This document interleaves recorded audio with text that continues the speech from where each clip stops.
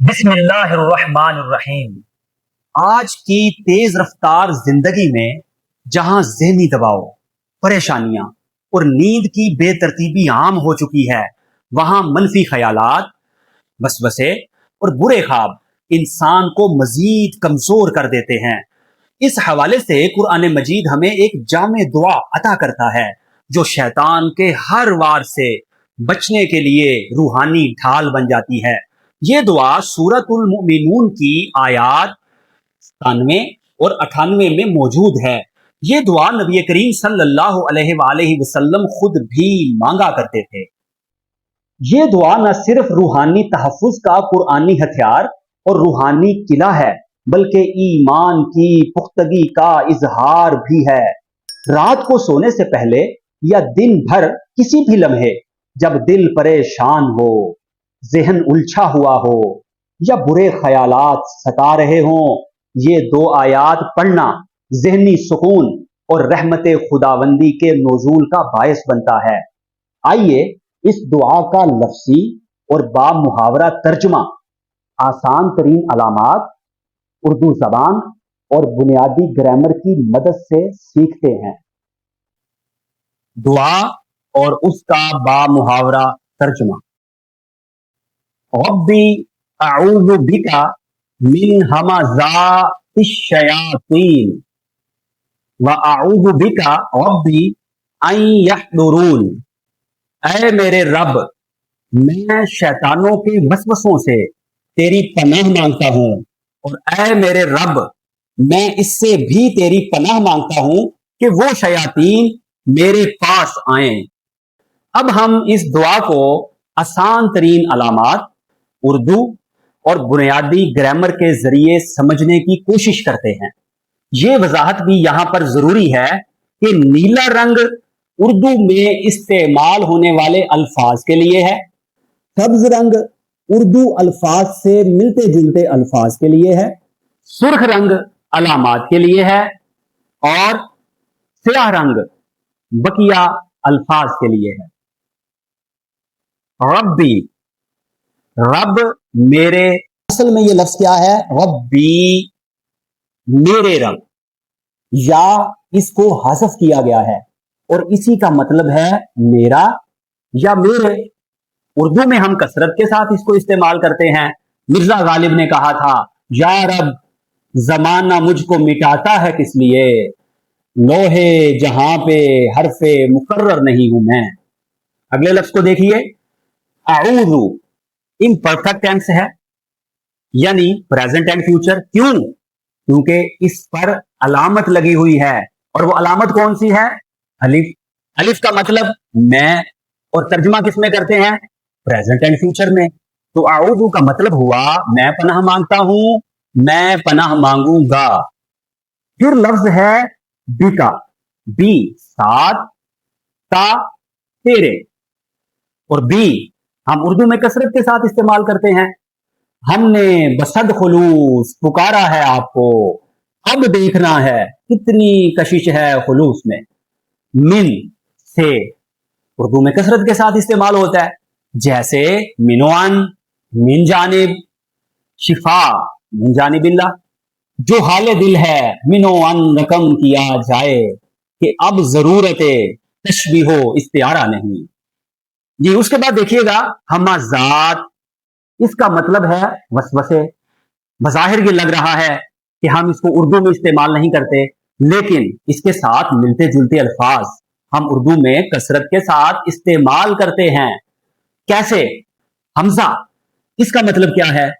جس حرف کو حروف تہجی میں ہم جھٹکے کے ساتھ ادا کرتے ہیں، اور اس کا مطلب ہے حمزات، ہمازات یا حمزہ، اس کا مطلب ہے جھٹکا دینا، تھکا دینا، کچوکا دینا۔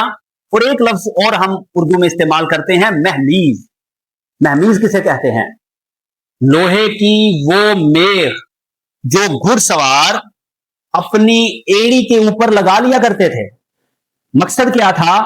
تاکہ گھوڑے کو یا اپنی سواری کو تیز دوڑایا جائے، اس کو مہمیز دی جائے۔ پھر لفظ دیکھیے، الشیاطین، इसमें एक अलामत भी आपको नजर आ रही है, वो अलामत कौन सी है? सुर्ख रंगत में नजर आ रही है। ये किस चीज की अलामत है? जमा मुअन्नस की अलामत है, यानी जमा और मुअन्नस। उसके बाद लफ्ज देखिए, अशयातीन, शयातीन या नून अलामत है, और ये अलामत जो है ये जमा की अलामत है। इसके हवाले से शायर ने कहा था, जब कभी शुगल से खाली ये बशर होता है तो दिमाग इसका शयातीन का घर होता है। वाह।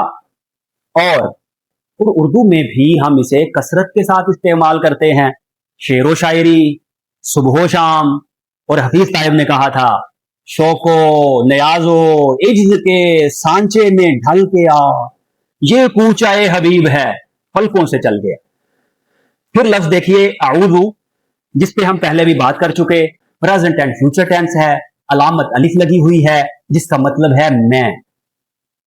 इसके बाद है जी बी का, तो लफ्जों का मजमुआ है बी का, बी और का। बी का मतलब साथ, ता का मतलब तेरा, तेरे। बी हम कसरत के साथ उर्दू में इस्तेमाल करते हैं।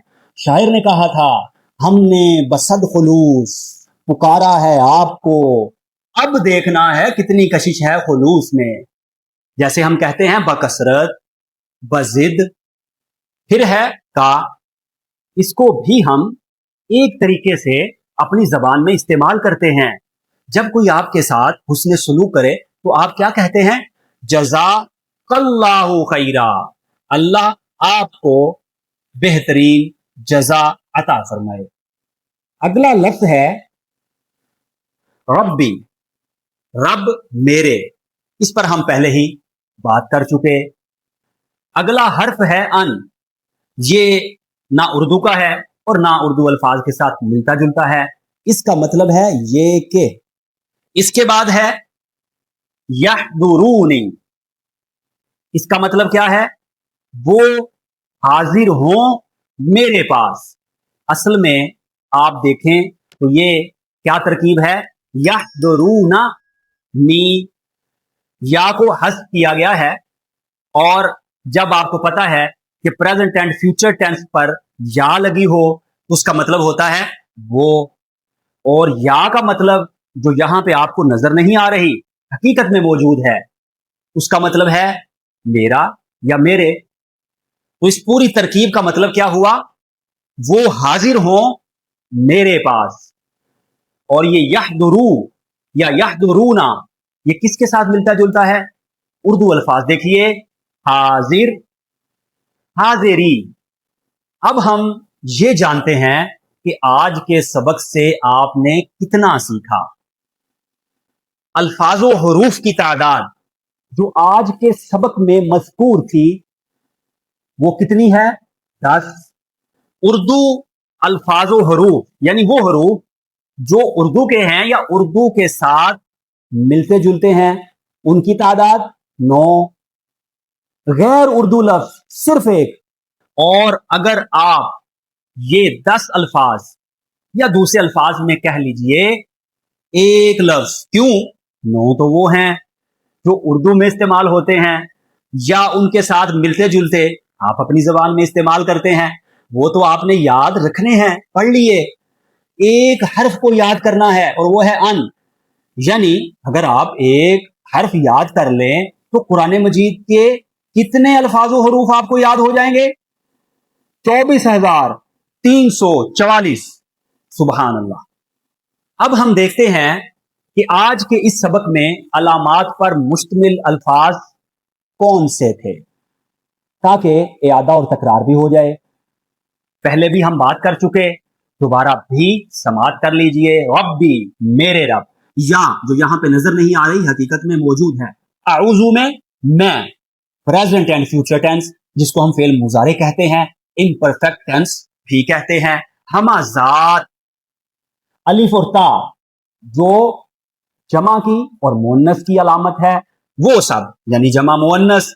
अशयातीन में यानून जमा मुज़क्कर की अलामत है, वो सब जमा मुज़क्कर। और यहदुरून दो अलामतें हैं जैसा कि जिक्र किया, या और वाव नून। या का मतलब वो प्रेजेंट एंड फ्यूचर टेंस में, और वाव नून का मतलब सब, जमा मुजक्कर। उर्दू का जैसा कि जिक्र किया, इसमें एक ही हर्फ आया है और वो है अन। अन का मतलब है ये के। अब हम दुआ की मुख्तसर तफसीर पर बात करेंगे। सबसे पहला कलेमा है रब्बी। ये पुकार मोहब्बत और न्याजमंदी के साथ है, ऐ मेरे परवरदिगार। ये लफ्ज बंदगी, आजिज़ी, इंकिसार और एतमाद का इजहार है। आऊज़ु बिका, मैं तेरी पनाह में आता हूँ। यहां बंदा अपने रब से मुकम्मल तहफ़्फ़ुज़ चाहता है, गोया हर तरफ से खतरा है और बंदा सिर्फ अल्लाह की पनाह चाहता है। मिन हमाज़ातिश शयातीन, शैतानों के वसवसों से। लफ्ज़ हमाज़ात का मतलब है चुभने वाले, धकेलने वाले या वसवसा डालने वाले ख़यालात। ये ख़यालात बाज़ुकात बुरे ख्वाब या गुनाह की तरफ माइल करने वाली सोच की शक्ल में आते हैं। वअऊज़ु बिका रब्बी अन यहदुरून, और मैं तेरी पनाह मांगता हूं कि वो शैतान मेरे पास आए। यहां सिर्फ वसवसों ही से नहीं बल्कि शैतानों की मौजूदगी से भी तहफ़्फ़ुज़ मांगा गया है। ये इस बात की दलील है कि शैतान सिर्फ दूर बैठकर वसवसा नहीं डालते, बल्कि वो इंसान की फिजा, माहौल और दिल के गिर्द जमा होकर भी असर अंदाज होते हैं। ये दुआ हमें सिखाती है अल्लाह की पनाह सबसे मुअस्सिर और महफूज तरीन रास्ता है। शैतान की चालाकियां सिर्फ वसवसे नहीं बल्कि बाकायदा हमले होते हैं। इस दुआ का बार बार पढ़ना दिलो दिमाग को साफ, शफाफ और हर तरह के मनफी ख्याल और बुरे ख्वाब से महफूज रखता है। रमज़े कुरान के तवस्सुत से हम ये पैगाम देना चाहते हैं कि कुरान करीम सिर्फ अल्फाज नहीं बल्कि जिंदगी का तहफ़्फ़ुज़, दिल का सुकून और रूह का लिबास है। हमारा साथ दीजिए। कैसे? हमारा चैनल सब्सक्राइब कीजिए, वीडियोस को लाइक कीजिए और शेयर कीजिए ताकि कुरानी फैजान हर घर तक पहुंचे। अल्लाह ताला हमें शैतान के हर वसवसे और हर हमले से महफूज फरमाए। आमीन।